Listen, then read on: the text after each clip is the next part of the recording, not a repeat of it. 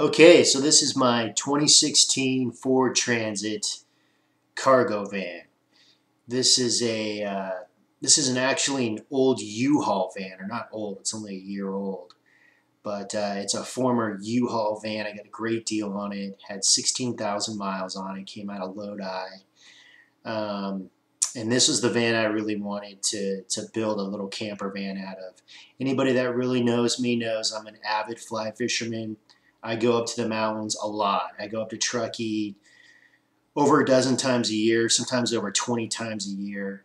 I had this little window of opportunity where I was in the market to purchase something, and I looked at RVs. I looked at all sorts of RVs, and I just couldn't find anything that was practical. Didn't want to store anything on the side of the house, and I didn't want to park something at a storage unit.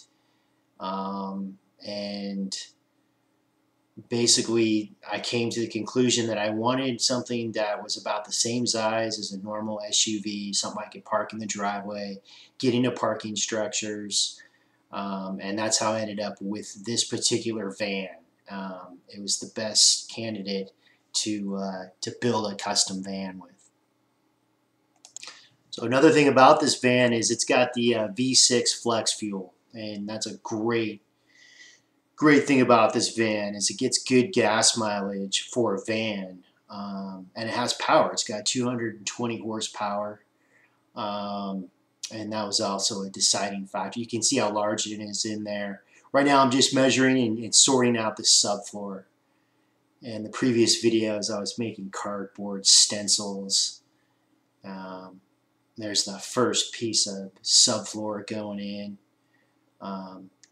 There was like a metal partition that came with this van, and once you take that out, it really opens it up. Here's the vinyl floor had gone in, which is basically like linoleum, but it came out pretty nice. It's came out to be a pretty nice floor.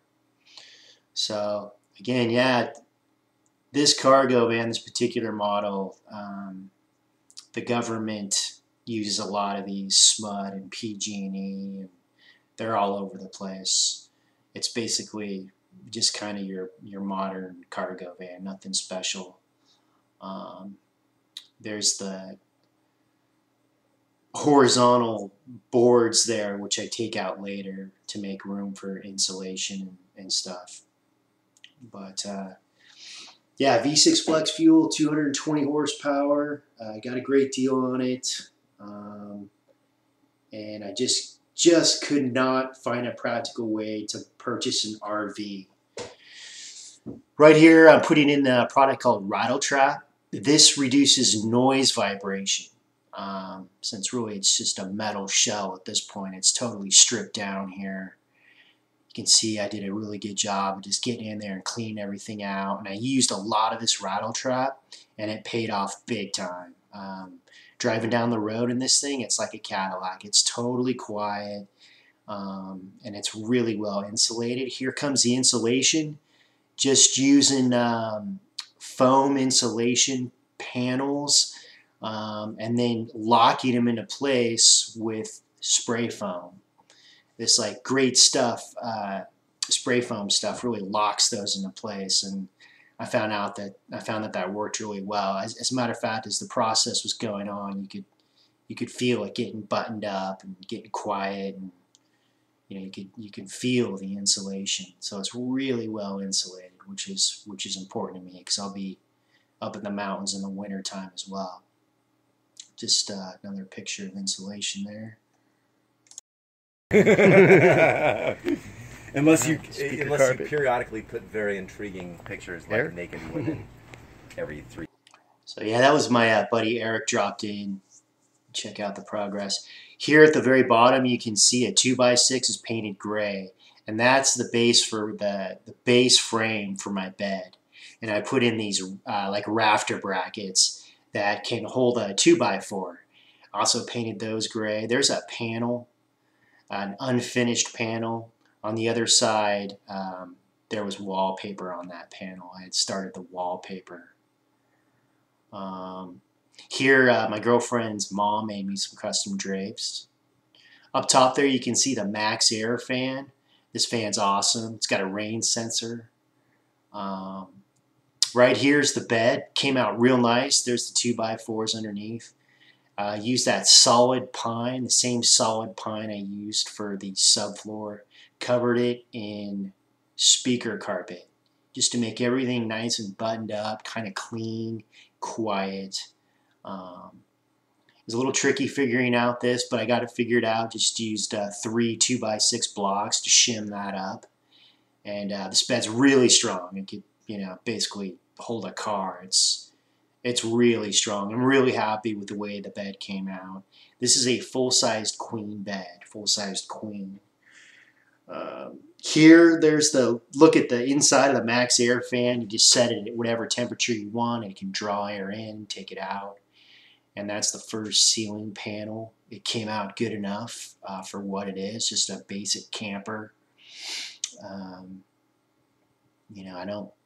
I looked at camper vans. I think I found a used one. It was like a 93 with 90,000 miles on it. They wanted $80,000. Here's a look at some more rattle trap being put in with some insulation. Just getting it sorted out, getting ready to do another ceiling panel. Again, it's just a basic camper, something I can take up fishing, go to the ocean. Here's really kind of the finished product. This is a memory foam mattress, super comfortable, way more comfortable than my regular bed, which is a wake-up call. Memory foam is just so nice now. This thing is plush, super comfortable. I got this old cabinet from my grandma's house, which you can see right here. That was my grandparents' house. They used to store records in this. Eventually, I might be putting the battery in it once I get the solar installed. The solar panels will go on the roof, and they'll power the Max Air fan. So if I'm in hot weather, that fan can run all night. But this thing will handle any climate in California. As far as if you're going to the ocean, you're going to the mountains. It's not something you want to kick back in Sacramento. That's not the point, though. Tons of storage under this rig. I mean, storage for days. I can store all my fishing gear, cooking, anything you want. Clothes, you got it, no problem. You can see the finish there on the bed. That's my fly rod holder for my fly rod. I put some pictures of the family in there. And the whole thing just came out really nice. I'm really happy with it for what it is. Super, super cost effective. Just a couple of magnets there. These barn doors are awesome. Drive up to the mountain, pull up the stream, open up the side barn doors and these rear barn doors. And just get that breeze going. Pull this thing up to the beach. It's on, man. It's on. See, there it is. It's just a regular sized vehicle, really. But it's a cargo van. Not anymore. Now it's a camper. Get inside. It feels nice and roomy. I researched for days, man. I tried to find an RV. They just simply do not make an affordable recreational vehicle that you can park at your house and that you can drive. They don't make them for under $100,000. It's insane. I don't know what the RV corporation business guys are doing, but they've got it dialed. I mean, Volkswagen used to dominate this space. They used to make the Westfalia. And now guys sell those for $30,000, $40,000. I'm not into that. It's way too expensive. Nice big cargo area, driving area. Yeah, it's real accessible. But yeah, this was my kind of revolt, my answer to, I'm not going to tow anything. I don't want to hitch anything up. When I want to go fishing, man, I've got to go. If I want to get out of town, I want to go up to the mountains, I've got to get in the car and I want to go and I want to get up there like now. Throw a bag in and go. That was the point. That was why I decided to take on this project, was because I don't want to hitch anything up and I don't have $100,000 to buy some crazy things. So I just basically made my own. Anyways, hope you enjoyed the video, and take care.